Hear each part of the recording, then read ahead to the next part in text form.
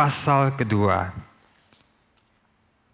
Kitab Ibrani pasal kedua, kita akan membacakan ayat yang ke-14 sampai dengan 18. Kalau sudah mendapatkan, kita akan membaca silih berganti. Ibrani pasal 2 ayat yang ke-14 sampai dengan 18. Saya mendahului.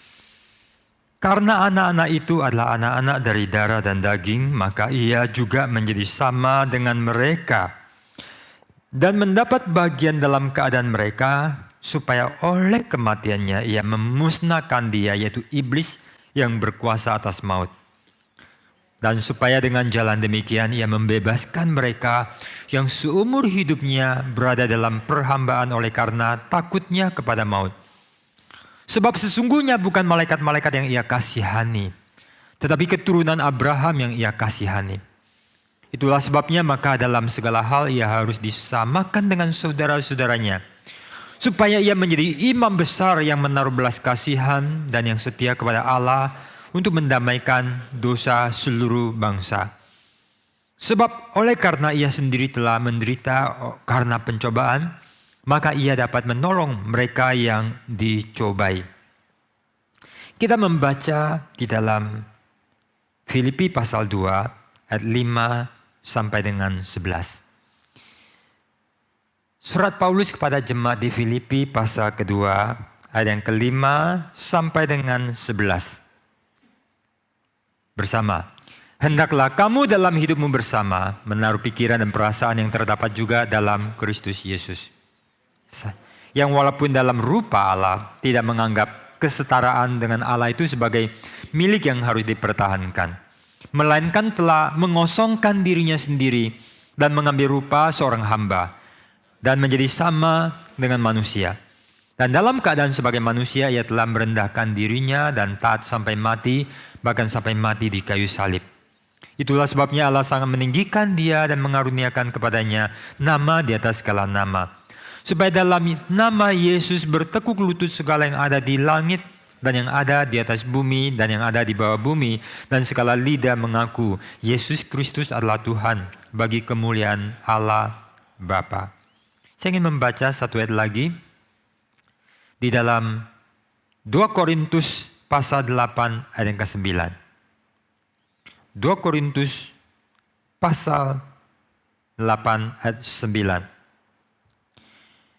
Karena kamu telah mengenal kasih karunia Tuhan kita Yesus Kristus, bahwa Dia yang oleh karena kamu menjadi miskin sekalipun ia kaya, supaya kamu menjadi kaya oleh karena kemiskinannya. Satu ayat lagi yang terakhir, Yohanes 1 ayat 16. Injil Yohanes pasal yang pertama ayat yang ke-16. Demikian kita baca bersama.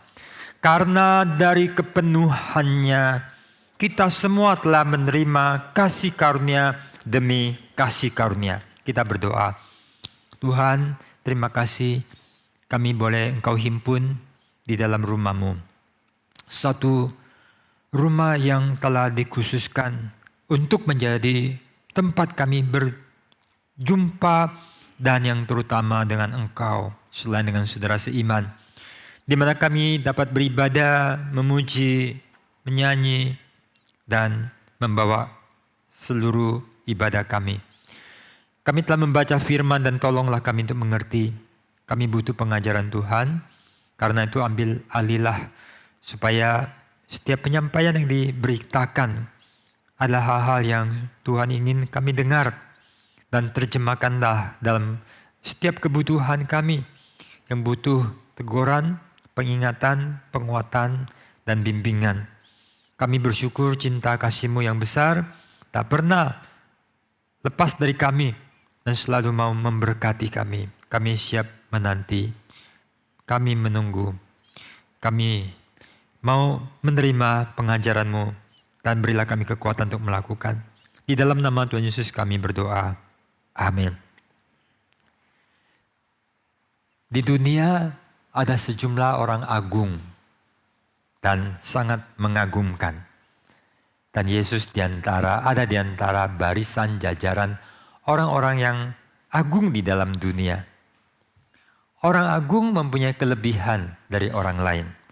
Mereka menonjol di dalam hal-hal luar biasa. Mereka telah melakukan pencapaian-pencapaian yang sangat luar biasa yang membuat mengungguli orang lain, melebihi orang lain, melampaui orang lain, mengatasi orang lain. Yesus memiliki banyak keunggulan yang sangat luar biasa. Sumbangsi yang sangat memberkati dunia. Bahkan jauh melampaui orang lain. Dari orang-orang agung, siapakah yang paling memberi pengaruh bagi umat manusia, bahkan peradaban? Yesus ada di jajaran yang teratas. Tetapi saudara, di tengah semua sumbangsi yang diberikan umat manusia, bahkan ketika kita melihat kepada Yesus Kristus dengan sumbangsinya yang sangat luar biasa itu, adakah sesuatu keunikan, karakteristik khusus yang membedakan dia, yang membuat dia unik, yang berbeda dari semua orang lain? Adakah itu? Nah, kita akan memfokuskan pada hal itu. Dari semua keunggulan-keunggulan yang manusia lakukan dan ada pada Yesus, bahkan Yesus melampaui. Ada satu keunikan yang membedakan Yesus dari semua orang lain. Apakah itu? Orang unggul karena ada mutu, karena ada pencapaian, kelebihan. Ada sesuatu bobot. Itulah yang membuat seorang berharga. Seorang ketika sudah punya uang, cara bicaranya lain, ketawanya lain. Seorang ketika sudah ada berprestasi, itu lain. Ada perubahan yang terjadi. Ada bobot jadi unggul. Itulah hukum yang umum. Yesus sangat luar biasa. Tapi ada satu yang sangat unik. Yang sangat paradoks. Yang hari ini kita mau belajar dan kita akan menyembah. Kita bersyukur, kita bersujud kepada Dia. Satu ciri khas pada Yesus. Dia mengosongkan diri untuk memenuhi orang lain. Dia membuat dirinya empty untuk membuat orang limpah. Sekalipun dia kaya, dia telah membuat dirinya miskin untuk memperkaya orang. Manusia setelah berdosa, ada satu kekosongan dalam diri mereka yang membuat mereka itu seperti spon kering yang menyerap. Maka orang meninggikan diri di atas bahu orang lain. Orang menjadi kaya dengan makan orang lain. Orang meninggikan diri dengan menghina orang lain. Saudara, itulah yang membuat orang menjadi unggul. Setiap orang ingin mencapai sesuatu keunggulan yang membuat diri mereka itu berharga. Aku berharga karena aku nilaiku lebih baik. Senangnya dapat nilai tertinggi.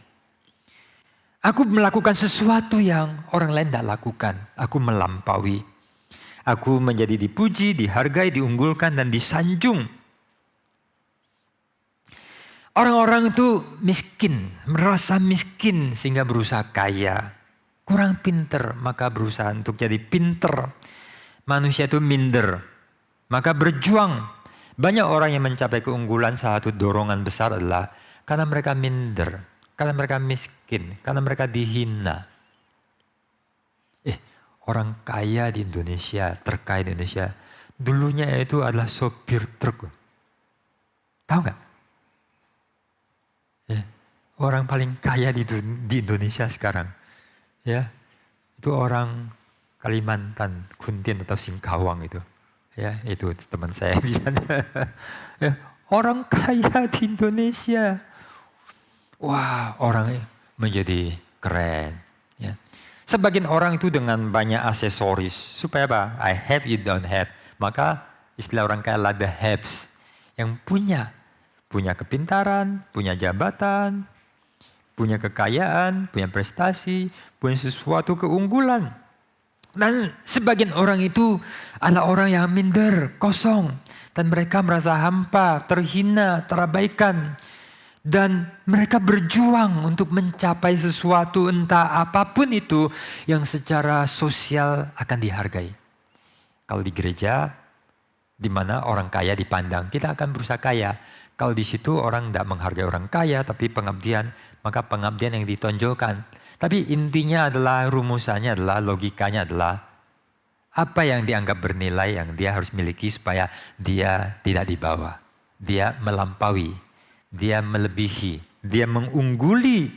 Dan orang-orang itu mempunyai satu keminderan, satu kekosongan. Dan aku harus mencapai itu supaya paling tidak aku merasa berharga atau aku diakui. Itulah hukum manusia hidup. Maka kadang orang itu menyombongkan kelebihan. Di tengah orang rohani, menyombongkan kerendahan hati. Salah ya? Menyombongkan kerendahan hati. Rendah hati kok sombong? Ya. Menyombongkan dalam hal kerohanian. Tapi hukumnya sama. Seperti kata C.S. Lewis. Orang mau perang, orang mau damai, tujuannya sama. Jalannya beda. Ya. Ingin bahagia. Caranya aja yang beda. Orang tuh merampas atau orang memberi. Motifnya apa? Sampai ada motif yang dimurnikan. Manusia adalah orang yang kosong, berusaha untuk mengangkat diri dalam kesia-siaan, kehampaan, kehinaan. Supaya dia merasa, oh, saya berharga. Berapa banyak hati orang itu adalah kondisi low, tak rasa harga diri, self-esteem. Maka orang berjuang, ya, berjuang, diakui, entah diakui atau tidak diakui, tapi itu yang diinginkan orang.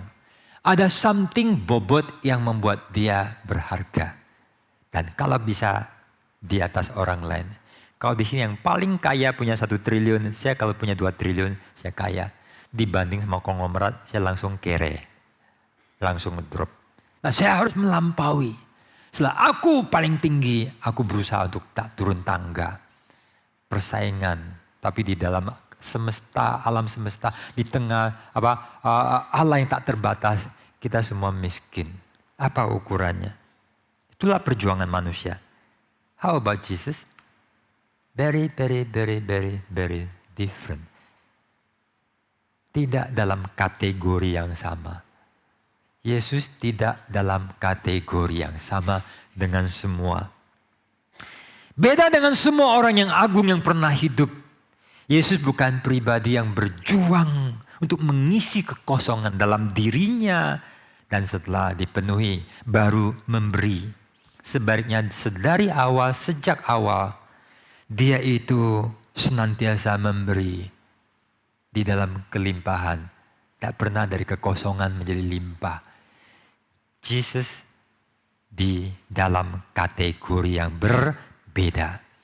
Kalau ini tidak ditangkap, kita doctrinally wrong. Secara doktrin, secara titik tolak, secara pondasi kita sudah keliru. Kita akan memuliakan Yesus melampaui. Aku lebih kaya dari orang bakal paling kaya di sini. Tapi sesungguhnya aku miskin dibandingkan sama yang jauh-jauh lebih kaya. Yesus bukan paling kaya dari semua manusia yang satu hari akan dilampaui. Tidak ada. Karena dia di dalam satu kategori yang berbeda. Dia adalah yang dari awal tidak pernah kosong. Tapi limpah. Dan dalam kelimpahannya memberi. Mengosongkan diri. Bahkan tidak pernah kosong. Dan dari dialah kita menerima anugerah secara berlimpah-limpah. Yohanes 1 ayat 16 tadi kita baca dan biasa kita lihat ke pasal ayat 14. Firman jadi manusia. Ayat 18. Kita lihat di ayat 16 yang agak jarang diberi perhatian. Dari kepenuhan, dari kelimpahannya kita semua telah menerima kasih karunia from grace to grace. Yang tak habis-habisnya. Ya, air terjun ada satu hal yang agak aneh. Kok gak habis-habis ya? Dari mana ya? Aku belum tahu loh. Kok air terjun tuh, ngocornya banyak. Kalau di rumah ada air keran itu, terbuka. Wah, kita marah. You tahu nggak, mahal. Kalau bukan karena kita keuangan, kita terkuras. Kalau kita kaya, dan tak boleh. Orang lain banyak yang nggak punya air. Tapi air terjun tuh limpahnya. Besar banyak. Ribuan tahun tak habis-habis. Dari kasih karunia demi kasih karunia. Itulah kekayaan Tuhan.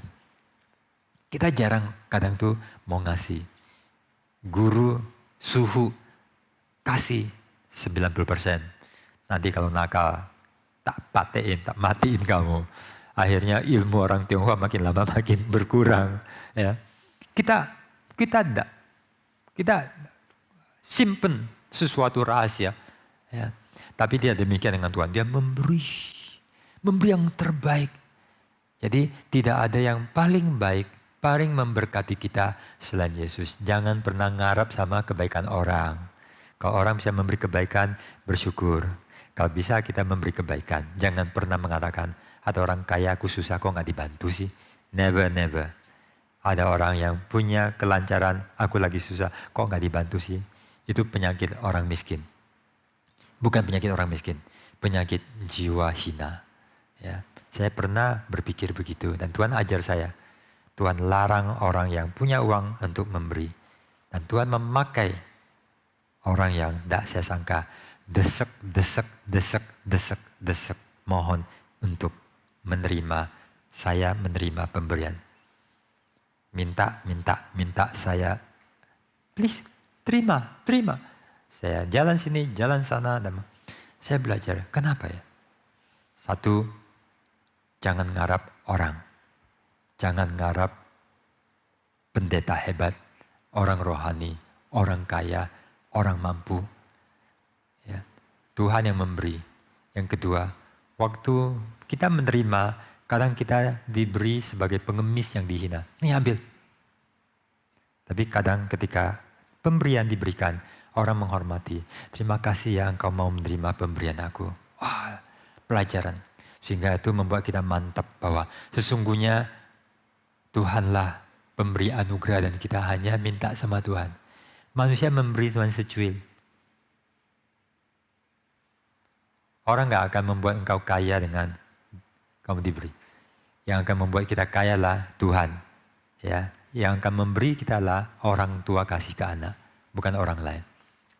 Orang lain cuma memberi. Kadang barang kebanyakan daripada gak dimakan akan ini. Orang kadang itu sangat baik memberi. Tetapi beda dengan dia memberi pada anak.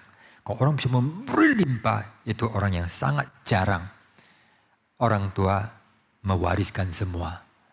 Bahkan dikuras sumsum dan darahnya.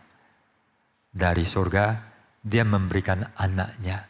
Nah, ini semua filosofi yang membuat kita itu enak, nyaman jadi anak Tuhan. Dan kita adalah orang kaya. Dan pemberian terbesar adalah dari Tuhan. Kita kembali. Berbeda dengan semua orang agung dalam dunia. Yang menggapai, yang meraih, yang berantem, yang berebut. Apa yang sebelumnya belum mereka miliki. Untuk menjadi orang agung, unggul, lebih. Beda dengan Yesuslah pribadi yang dalam kelimpahan datang memberi untuk mengisi apa yang sebelumnya, apa yang manusia tidak punya dan kosong. Inilah secara umum setiap orang mengejar hidup.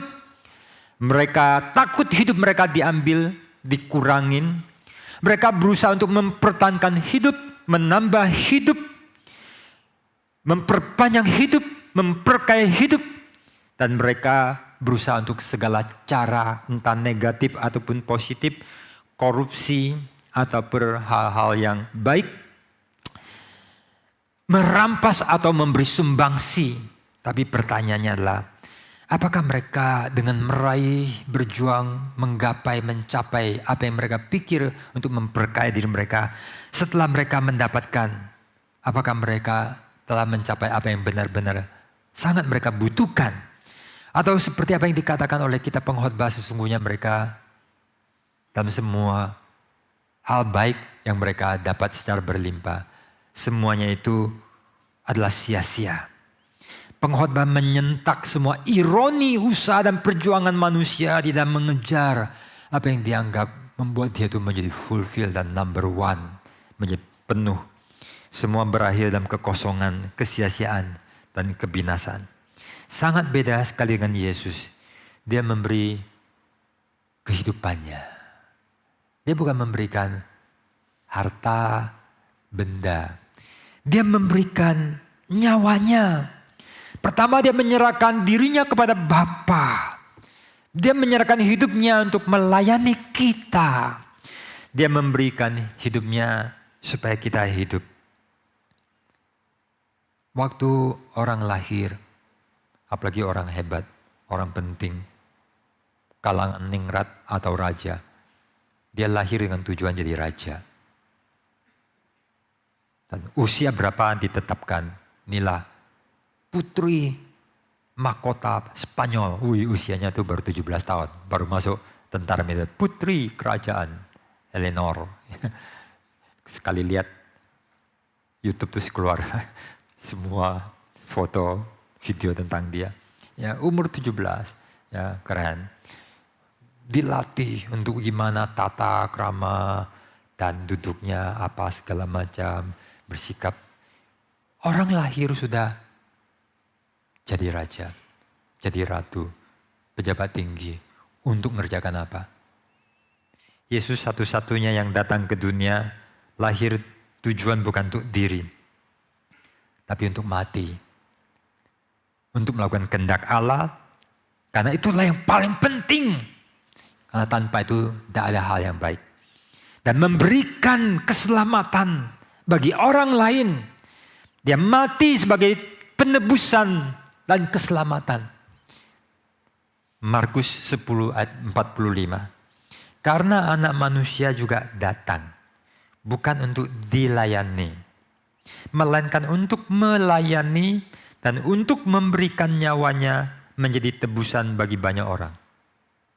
Ketika Jogja Kesultanan itu ngomongin sama adik adik siapa ya? Adik siapa ya? Yang apa? Hah? Harmando ya. Ya. Ikut juga beritanya, jadi bantu saya adik Armando. Wah, itu orang marah. Ya, orang marah. Ada sebagian orang yang begitu lahir itu sudah sangat dijunjung karena keluarga istana. Yesus bukan istana di dunia. Dia lahir untuk melayani. Bukan dilayani. Mestinya seluruh dunia itu dukung. Tidak ada calon presiden yang lebih hebat. Tidak ada calon raja yang lebih hebat. Tidak ada calon pemimpin yang lebih hebat dari Yesus. Tapi dia datang dalam kerendahan, dalam malam yang gelap. Semua bukan untuk dirinya. Bukan dalam gemerlap. Malaikat sampai nggak habis pikir. Ya apa ini? Tidak cocok. Tapi ini semualah sesuatu paradoks. Dia datang untuk memberikan dirinya, menyerahkan nyawanya, tebusan bagi orang lain. Salah satu kesulitan kita adalah bahwa kita ingin memelihara hidup, mempertahankan hidup, menambah hidup, dan kita tidak ingin hidup kita dikurangin. Itulah sebabnya, inilah ciri-ciri kita. Saya masih sulit untuk melakukan apa yang dilakukan oleh Jim Elliot. Don Reed Catson. Aku pergi ke suku Auka, lalu akan mati. Aku belum sanggup. Aku belum sanggup. Aku belum sampai derajat jiwa ke situ. Aku kagum. Ada orang yang seperti membuang diri ke ladang Tuhan. Itu kan lagu dikoreksi. Oh, masa lagunya membuang diri? Aku rasa mungkin aslinya benar loh. Maka dikasih bahasa yang lebih bagus. Serahkan diri, lebih mulia. Serahkan diri ke ladang Tuhan saudara. Melayani Tuhan selalu manis. Tapi kayaknya dulu ya kita nyanyi lagu itu kan buang diri ya. Negatif. Tapi siapa namanya? Jim Elliot kayaknya seperti membuang diri. Tapi juga menyerahkan diri. Mempersembahkan diri. Tapi kata buang itu memberikan satu penekanan seperti satu hidup yang siap. Wah, saya jadi ingat, saya pernah ngomong juga, saya baca di satu tempat. Ketika orang mau diantar masuk ke pedalaman, diperingatkan, Bapak pikir ulang. Banyak yang mati. Yuk ke sana, yuk akan mati loh. Dia jawab, aku sudah mati kok, jadi gak masalah gua ke sana. Orang itu mau mempertahankan hidup, menambah hidup, melimpahi hidup, menghiasi hidup, membuat limpah-limpah.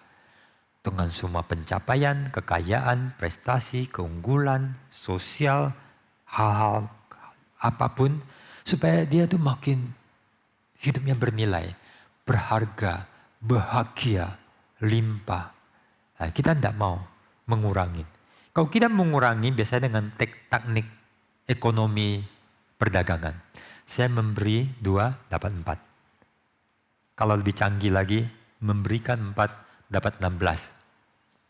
Termasuk cara-cara licik untuk menipu orang. Ya, termasuk misalnya kalau saya nggak jujur, saya melayani sampai saya kena hepatitis, sampai tergetak masuk ICU. Setelah itu saya akan dapat konfirmasi, sangat mengabdi. Tapi saya bisa bohong-bohongan. Saya bisa tidak jujur. Saya bisa punya trik ini karena saya orang sastra. Tapi saya nggak suka main drama. Ya. Ada cara-cara menipu yang saya bisa pikirkan. Tapi saya jauh daripada semua hal-hal gitu. Karena orang sastra bisa berimajinasi, bisa memikirkan semua hal demikian. Tapi tujuan manusia lah ketika dalam dirinya itu kosong, dia ingin mengisi. Kan kita sulit memberi. Pembesar-pembesar, politikus apalagi. Orang-orang humanis, sosial. Mereka bisa lakukan banyak hal. Tetapi seringkali tidak menjawab. Sudahkah selesai dengan diri? Dari semua pemimpin-pemimpin, adakah yang benar-benar hebat dan agung? Saya lihat dalam diri Yesus adalah tidak ada masalah dengan pribadi satu ini. Dia dari awal dalam kelimpahan. Lahir untuk memberi nyawa, memberi hidup, memberi pengabdian. Seluruhnya. Sedangkan yang lain merendahkan diri di atas bukit, mengorbankan untuk mendapat. Ibrani 2 ayat 14.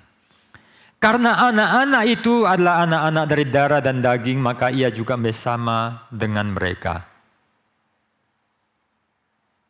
Pasal 1 Ibrani telah menegaskan who is Jesus, firman. Dan namanya baru disebut di pasal 29. Dan dia adalah yang mengungguli semua orang terhebat dari malaikat, para nabi, semuanya. Dia mengungguli. Dan dialah Allah. Dialah Allah itu sendiri, anak Allah. Dialah firman yang kekal itu. Dan sekarang di dalam pasal kedua disingkapkan bahwa roh yang kekal itu, sang firman yang kekal itu, yang tidak sama dengan kita itu, sekarang rela menjadi sama dengan kita. Kita dari darah dan daging, itulah istilah bagi manusia itu darah dan daging. Anak kita juga kita katakan, ini darah dagingku, keturunanku yang sama dengan aku. Ya. Dan dia untuk menjadi sama dengan kita, dia pun mengambil darah dan daging bagi dirinya dan menjadi manusia. Firman kekal sekarang menjadi manusia dan diam di antara kita. Dia tinggal di antara kita. Diam bersama dengan kita. Supaya secara berlimpah-limpah memberikan anugerah. Dan pemberian itu mengorbankan dirinya. Memberi dirinya. Dia memberi secara limpah-limpah sampai nyawanya. Seakan-akan dignitinya. Dia itu dihina. Dia sangat terhina. Dia sangat dicemooh. Seperti orang kena kutuk. Dibuang oleh Tuhan. Inilah yang dilakukan. Siapa yang mau seperti itu? Kalau kita dihina, disakit hati, kita difitnah, betapa sakit. Yesus mengalami semuanya itu. Dalam hidupnya yang singkat, dia mengalami segala sesuatu. Ya. Dia menjadi manusia untuk mati. Orang lahir untuk jadi raja. Ya, dia memang a man born to be king. Yes. Tapi selain itu, dialah yang akan mati dan menderita. Dialah pribadi yang sangat paradoks. Tapi kematiannya bukan kematian biasa. Kematian yang dialami semua orang. Tapi kematian yang menjadi korban penebus dosa. Salah satu tujuan atau aspek kematian Yesus adalah untuk mematikan kuasa kejahatan. Supaya oleh kematiannya dia memusnahkan dia, yaitu iblis yang berkuasa atas maut. Ibrani pasal 2 adalah ayat yang sangat cocok untuk 2 season. Natal cocok, Paskah cocok. Ya. Dan Natal dan Paskah itu nyambung. Tidak ada Natal tanpa Paskah, tidak ada Paskah tanpa Natal. Kematian Yesus berbeda dari semua kematian yang dialami semua orang. Semua orang, hanya Yesus.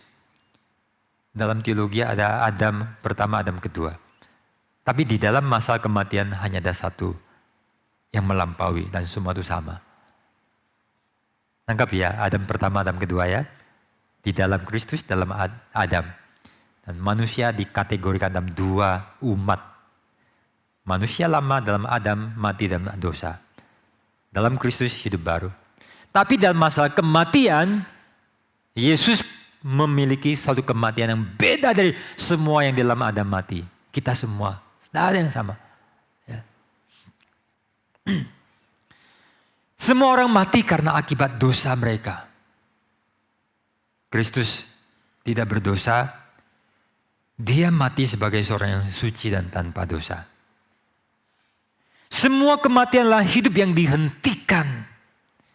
Kematian Yesus adalah kematian yang mematikan kuasa kematian. Semua kematian dilihat sebagai kemenangan si iblis. Tetapi kematian Yesus adalah memusnahkan iblis dan pekerjaan jahatnya. Semua kematianlah hidup yang dirampas. Tetapi kematian Yesus Kristus adalah hidup yang diberi dan memberi hidup. Semua kematian adalah berakhirnya hidup fana, manusia yang sia-sia.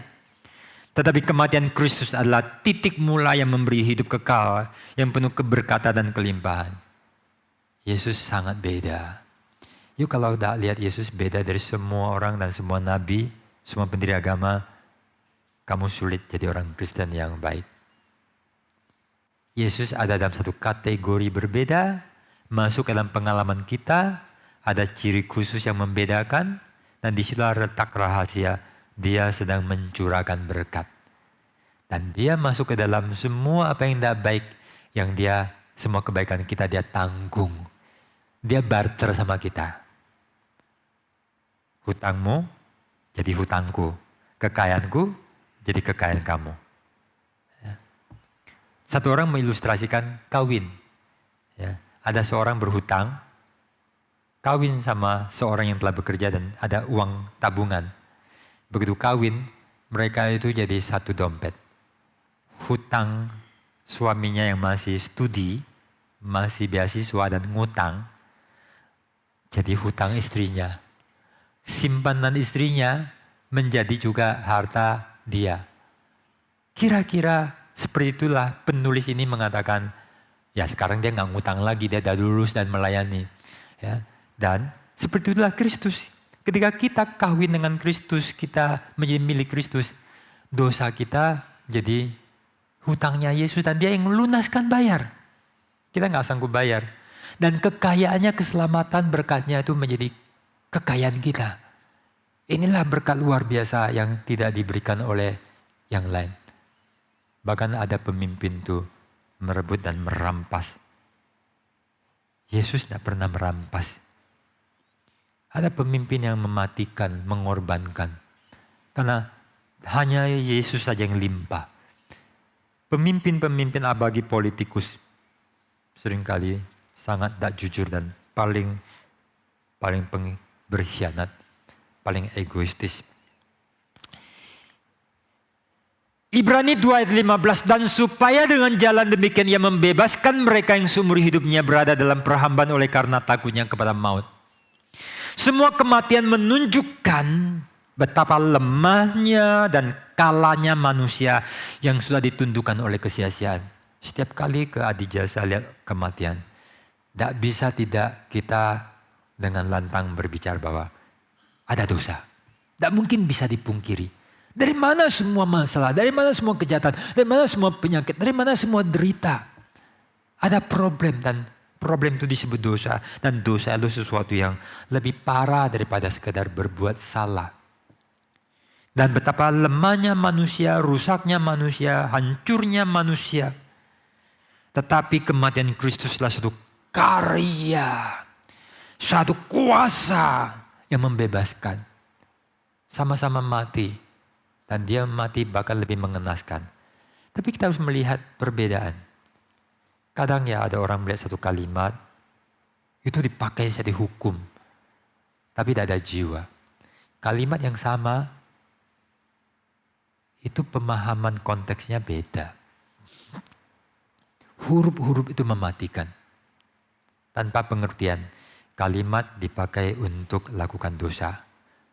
Ya. Seorang suami mengatakan, istriku tidak mau tunduk. Istri mengatakan, suamiku tidak care, tidak peduli. Dan berpisah. Tidak perlu menikah lama. Sebentar saja sudah berpisah. Ya. Betapa tidak rohaninya memakai ayat-ayat yang begitu rohani. Ya. Berdebat tak habis. Kalau suami istri sudah masuk ke pengadilan, sudah no hope. Karena di pengadilan semua itu mencari kesalahan sampai tidak ada salah pun dijadikan salah dan dicari-cari. Manusia itu paling pintar mencari, ya. Karena dari tidak ada bisa jadi ada. Manusia itu makhluk kreatif, ya. Sedangkan kasih itu menutupi, kesalahan pun akan penuh anugerah, ya. Suami istri senggol-senggolan itu tidak apa-apa. Makin senggol makin ada ion-ionnya. Ya, makin bagus. Apalagi suami istri paling baik saling membelai, mengusap. Maka anak kecil itu paling bahagia, sering diusap. Itu membuat mereka tuh lehernya nggak tegang. Ya, enak. Maka anak kecil itu sering dibelai, kasih sayang. Tidak main-main loh. Itu usapan cinta. Ya. Istri yang sering dibelai dengan sayang dan jujur itu berbahagia, itu sedikit lebih sehat. Ya, kalau tegang-tegang itu artinya kurang sentuhan, kasih sayang dan ion. Ya, jadi ketika anak itu masih sering diusap, dipeluk, dicium, itu relasi bagus. Tapi sudah makin menjauh, ada sesuatu yang sudah berkurang. Bahagia masa kecil itu sudah kurang. Relasi-relasi yang baik itu ada semacam kelembutan, kasih sayang yang baik. Sesungguhnya kita merindukan. Nah, orang-orang timur perlu belajar sedikit lebih mesra. Tapi jangan di depan umum. Jangan usah kissing-kissing depan umum. Itu untuk kalangan pribadi saja. Ada hal yang private, itu bahkan suami istri, tidak usah di depan anak. Hal yang umum, dipeluk, yang anak-anak semua biasa, itu lakukan. Perempuan-perempuan di depan umum kadang yang pantas. Semacam keakraban, tapi bukan seperti pelukan dan ciuman Judas yang penuh kepura-puraan. Nah saudara, dalam Kristus ada kuasa yang membebaskan. Sama-sama mati tapi kematiannya berbeda. Yang lain adalah menunjukkan betapa lemahnya. Kematian manusia itu betapa lemahnya, hancurnya, susahnya, tidak ada pengharapan dan sangat mengerikan. Orang yang susah sampai tidak mau dihibur. Sudah tidak ada pengharapan. Tapi kematian Yesus adalah suatu kematian yang memberi kemerdekaan. Dari perhambaan perbudakan pada dosa, kematian dan iblis dilepaskan. Dari kesia-siaan dijadikan penuh makna. Menjadi hamba Allah, hamba kebenaran kepada hidup yang penuh anugerah dan keberkatan. Dan kita sangat diberkati karena Kristus mati bagi kita. Karena pengorbanannya. Dan dia memberi cinta yang melampaui orang tua kita yang secinta-cintanya ada kelemah dan egois. Dan kita kiranya dipuaskan oleh cinta ini. Orang yang sedang mengejar cinta pasangan dan pacar, kamu akan kecewa. Orang harus pertama-tama dipenuhi dengan cintanya Kristus. Dan orang yang belum punya cinta Kristus lalu puas berkasih kasihan, aku akan tunggu bom waktunya tiba. Karena orang berdosa dengan orang berdosa, hukumnya pasti akan masalah.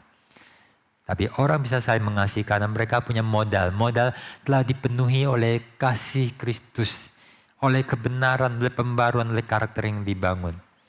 Orang tua cinta sama anak dan anaknya tercekik mati. Ya. Suami dicintai istri. Istri dicintai suami. Tanpa cinta Kristus yang bijaksana itu.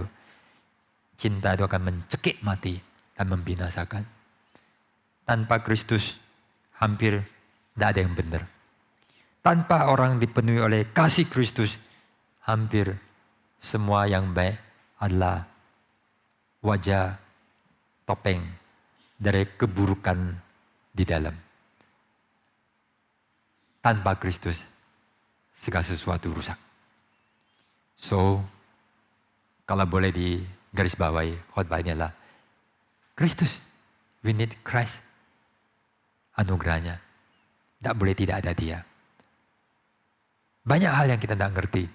Khotbah ini pun Anda mungkin sulit memahami kedalaman-kedalaman yang bahasa terbatas. Tapi dengan hati Anda cuma satu. Terimalah Yesus. Terimalah kasih Yesus. Terimalah kebaikannya. Lihatlah dia menjulang. Seumur hidup kejarlah dia. Dipenuhi oleh dia. Dalam dunia you gak akan bisa dapatkan orang yang sempurna. Keluargamu gak sempurna. Mamamu, papamu gak sempurna. Let's go. Sudah. Ada orang lebih beruntung? Tidak semua. Tidak ada. Semua sama. Tapi ketidakterbatasan Tuhan cukup untuk menutupi kekurangan kita. Dan satu yang saya kagum adalah bahwa di dalam cerita pembunuh Raja Wali Sakti, Sintiau Heplu ya.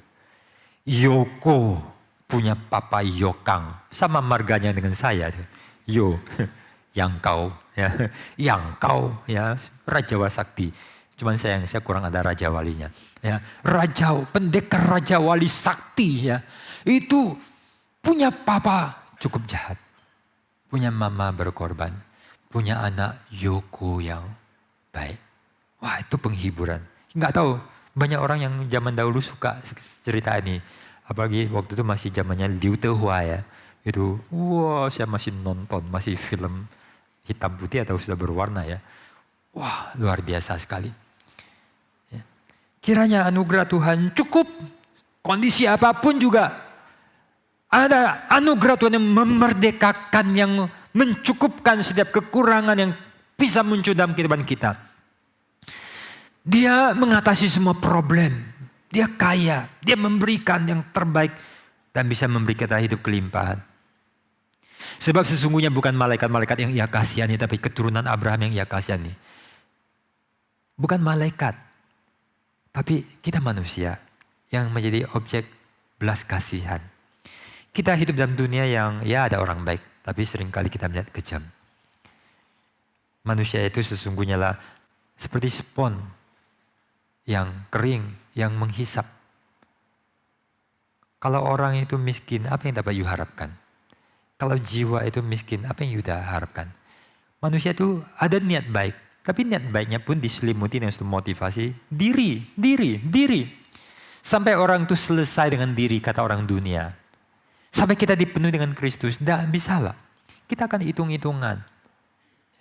Jujurlah, manusia itu makhluk yang berhitung. Cuman hitungannya hitungan yang sangat mementingkan diri dan jahat. Atau ada orang punya hitungan gimana aku jadi berkat. Gimana aku jangan merugikan orang. Ya, jangan ada sedikit pun untung. Saya ambil keuntungan dari orang. Ada hitungan rohani, ada hitungan yang sangat duniawi dan jahat. Tapi manusia itu berhitung. Tapi sumbernya sudahkah kita dibereskan oleh Tuhan? Ada banyak pemimpin-pemimpin yang mengorbankan. Bahkan termasuk pemimpin rohani. Ya. Yang kadang tidak peduli ketika orang giat-giat. Hidup mereka berantakan. Masa depan mereka baik atau tidak. Yang penting pelayanan bisa sukses. Kita harus punya empati, memikirkan semua hal seperti hati Tuhan mencintai domba-dombanya. Sehingga dalam setiap apa yang kita lakukan, kayak lagunya siapa ya? Lagunya Everything I Do it for you Christ. Bukan pacar.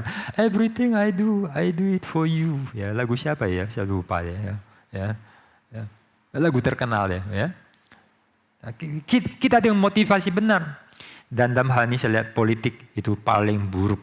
Dan kita akan masuk ke dalam politik. Jangan berantem ya. Ada 3 pilihan. Mungkin Anda sangat tegas. Yang pertama tegas, yang kedua dan ketiga silakanlah. Ya, jangan berantem. Kata orang, ngapain berantem sampai pisah ranjang, sampai mau bercerai. Toh setelah berantem, mereka juga kongsian. Mereka jadi temanan. Ya, dulu kan kayak dunia mau pecah kan ya, udah mau perang itu ya. Antara Jokowi sama Prabowo, sekarang hopengan.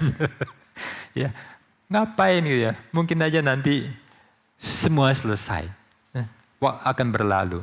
Orang berjuang untuk Soekarno. Ada yang tidak senang. Ya. Lalu kemudian menggulingkan. Kemudian ada yang naik. Toh juga dunia tidak lebih baik. Rejim tidak lebih baik. Yang digulingkan, yang menggulingkan. Hampir sama. Para politikus. Bagaimana para pemimpin berbicara untuk rakyat sesungguhnya untuk diri. Ya. Bahkan sangat egois. Bahkan ada yang berbicara demokratis. Tapi mereka bahkan menganggap diri mereka sebagai darah biru. Ada yang berbicara demi rakyat. Tapi hidup melimpah seperti dewa. Melampaui raja. Mao Zedong itu melampaui raja-raja di Tiongkok. Bisa tangkap? Ya. Mereka punya satu hidup yang sangat limpah. Ya. Politikus di Indonesia yang bicara atas nama demokratis, bla bla bla. Bagaimana hati, bagaimana memperlakukan orang, memperlakukan rakyat. Tidak ada orang yang seperti Yesus. Yesus penuh belas kasihan. Dia mengasihi kita, dia mengorbankan diri untuk kita. Jika ada pemimpin yang mengorbankan orang lain, hati-hatilah. Jika ada pemimpin yang tidak pernah mau mengorbankan orang, mengasihi dan take care their life dengan semua kelemahan, keterbatasan, kita sudah sangat bersyukur. Orang yang jujur. Dan hanya Yesus yang demi keselamatan kita memberikan nyawanya, empatinya, kasih sayangnya. Love him the most. Tak usah tuntut orang lain. Kalau bisa kita seperti Yesus semua berlomba-lomba untuk rendah hati dan mengasihi. Dan mungkin ada jemaat yang melampaui pendeta, rohaniwan. Karena setiap kita lah sama di hadapan Tuhan, siapa yang mendapat anugerah, dia pun akan berbagi. Dalam kelimpahan orang akan mengalirkan. Itulah sebabnya dalam segala hal, yaitu Yesus Kristus harus disamakan dengan saudara-saudaranya. Supaya ia menjadi imam besar yang menaruh belas kasihan dan yang setia kepada Allah untuk mendamaikan dosa seluruh bangsa. Inilah inkarnasi, inilah Natal. Ya. Dia menjadi sama dengan kita, padahal dia nggak sama. Ya. Banyak orang itu bicara atas nama rakyat. Rakyat adalah yang menjadi objek yang ditipu. Semua orang mengatas nama rakyat. Tapi sekarang kita itu tidak senang dengan Dewan Perwakilan Rartai. Dewan Perwakilan Rartai. Bukan rakyat, partai. Partai yang menentukan semua konstitusi. Korupsi diberantas atau apa? Nanya ibu, nanya bapak. Nah, inilah yang membuat kita sangat susah. Bisa-bisa kecewa, tapi golput juga salah. Dewan Pertimbangan Partai belum baca ya, belum nyantol ya. Ini yang sekarang orang bicara, ini toh nanti ujung-ujungnya partai yang menguasai. Dan mereka semua, ada hal yang tidak beres. Kalau itu partai, makanya ada yang korupsi disembunyikan. Atau, semua kan niat. Semua kanlah, bukan suara kita ini kacung. Ya, kita akan dikejar sekarang. Hanya karena kita GRI, maka gak ada orang partai yang datang. Kalau enggak, datang. Kita diundang untuk ikut ke acara-acara membantuan ini dan itu. Mereka perlu suara. Suara kita dibeli dengan murah, nanti setelah itu, thank you, bye-bye. Mereka akan kejar apa yang penting bagi kepentingan. Lalu main kong kali kong, bagi-bagi, dan sebagainya. Kita dikasih receh-receh. Itulah, ini dunia wajar. Dan kita dipanggil untuk, kalau bisa, menjadi berkat. Tapi kita nggak bisa ngarap mereka. Siapa mereka? Ya, siapa mereka? Mereka aja orang bermasalah. Mereka aja orang yang miskin. Mereka orang yang punya sakit jiwa. Cuman mereka ada di dalam pemegang kekuasaan. Mereka pegang mic. Mereka punya kuasa. Mereka punya hak. Begitu masuk ke partai. Bajingan pun akan mempunyai pengaruh dan kuasa. Hanya satu, dan di gereja kita bersyukur dan mengagungkan Dia. Dia jadi sama dengan kita, merendahkan diri, mengosongkan diri, menjadi sama. Karena kita manusia, Dia jadi sama dengan manusia. Kita punya segala kelemahan, Dia masuk dalam kelemahan. Ya. Dan Dia mengalami kehidupan sebagai manusia bahkan dalam keutuhan. Ya. Saya boleh mengatakan bahwa hidup saya tidak terlalu kaya. Hidup saya sangat terbatas, pengalaman sangat terbatas. Saya tidak pernah mengalami kesulitan orang-orang bagaimana tertentu. Tapi Yesus beda. Yesus mengalami apa artinya derita, pengkhianatan, kematian, sengsara. Hidupnya yang singkat, tapi kaya mengalami setiap hal yang menjadi pergumulan manusia. Dia menjalani semua pengalaman kemanusiaan dalam segala penderitaan, pengkhianatan, kematian, kengerian. Dia menghadapi segala pencobaan dalam kekuasaan, kerajaan, tahta. Aku gak pernah mempunyai pengalaman itu. Tidak cukup mewakili. Dia bisa jadi yang maha kuasa, pemilik seluruh alam semesta. Dia menghadapi pencobaan, kematian dan derita, pengkhianatan segala-galanya. Tidak semua orang mengalami. Yesus memiliki semua hal ini dan Dia layak menjadi juru selamat kita. Menjadi Mesias kita, imam besar kita. Dan bagaimana Dia memasuki semua untuk kita. Dia mencicipi untuk kemudian Dia bisa mengalahkan semua pengalaman real itu menjadi berkat bagi kita. Sebab oleh karena Dia sendiri telah menderita pencobaan, maka Ia dapat menolong mereka yang dicobai. Yesus telah melalui semua dan Dia menang. Inilah penghiburan orang Kristen. Dalam dunia kamu bisa menderita, mengalami hal yang buruk. Di dunia pengalaman sejarah manusia ada orang sangat buruk, sangat seperti sampah, seperti kutuk. Lahir untuk menderita, lahir untuk jadi pelacur, lahir untuk jadi budak, lahir untuk jadi kayak sampah. Hidup seperti binatang pun lebih baik. Tapi apakah mereka tidak berharga? Inilah hidup yang penuh dengan carut marut dan semua kekotoran. Tapi satu hal, Yesus turun untuk ke tempat paling bawah. Di malam gelap, di kandang domba, di kalangan orang berdosa, di semua hal yang tidak baik Dia masuk mengalami untuk memberitahu pada Anda dan saya. Aku telah masuk dalam pengalamanmu. Kesulitan apa yang rasa paling berat? Aku telah mengalahkan. Aku mengerti. Aku menguatkan kamu. Ada orang yang terbaring di pembaringan bertahun-tahun, punya sakit-sakit aneh. Ada cacat-cacat, ada pengkhianatan, ada yang dimasukkan dalam penjara. Di tempat yang paling gelap, tidak ada oksigen, tidak ada sangat berlumut.